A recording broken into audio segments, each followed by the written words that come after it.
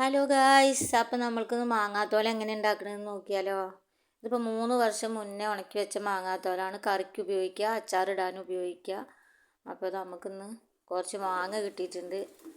അപ്പോൾ അതൊന്ന് ചെറുതാക്കി നുറുക്കി നമുക്ക് ഇഷ്ടമുള്ള ഷേപ്പിൽ നുറുക്കിയെടുക്കാം. നമുക്ക് ഉണക്കി വയ്ക്കുന്നത് എങ്ങനെയാണെന്ന് നോക്കാം. ഹലോ ഗൈസ്, അപ്പോൾ കുറച്ച് മാങ്ങ കിട്ടിയിട്ട് നമുക്കിത് ഉപ്പിലിട്ട് വയ്ക്കാം. അപ്പോൾ 3 വർഷം വരെ കേട് കൂടാതെ ഇരിക്കും. ഇപ്പോൾ നമുക്ക് എങ്ങനെയാണ് അരിഞ്ഞിട്ട് കാണിച്ചു വെക്കാം. കറക്റ്റായിട്ട് പൂണ്ട് എടുത്തതിന് ശേഷം ഈ ഒരു ഷേപ്പിലാണ് കട്ട് ചെയ്യേണ്ടത്.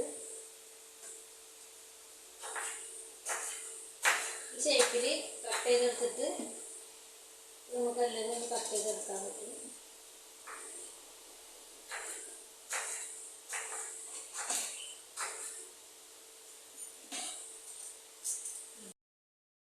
നമുക്കിതൊരു ചട്ടിയിലേക്ക് മാറ്റാം.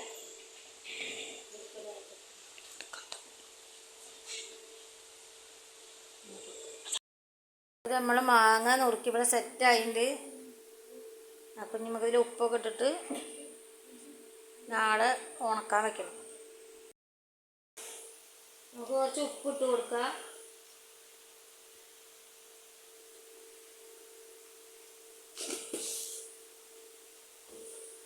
നന്നായിട്ടൊന്ന് ഇളക്കി മിക്സ് ചെയ്ത്.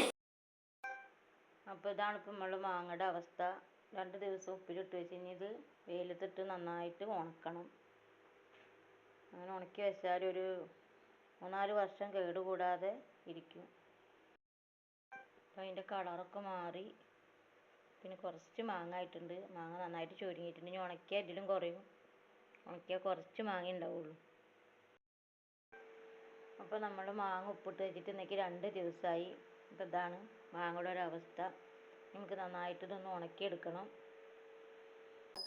നമുക്ക് അച്ചാറിടാം, മീൻ കറിയിലൊക്കെ ഇടാനും ഒക്കെ ഉപയോഗിക്കാം. അപ്പോൾ ഇതാണ് നമ്മൾ 3 വർഷം മുന്നേ ഉപ്പിട്ട് ഉണക്കി വെച്ച മാങ്ങാത്തോലിൻ്റെ ഒരവസ്ഥയാണിത്. ഇത് നമുക്ക് അച്ചാറിടാനൊക്കെ ഉപയോഗിക്കാം.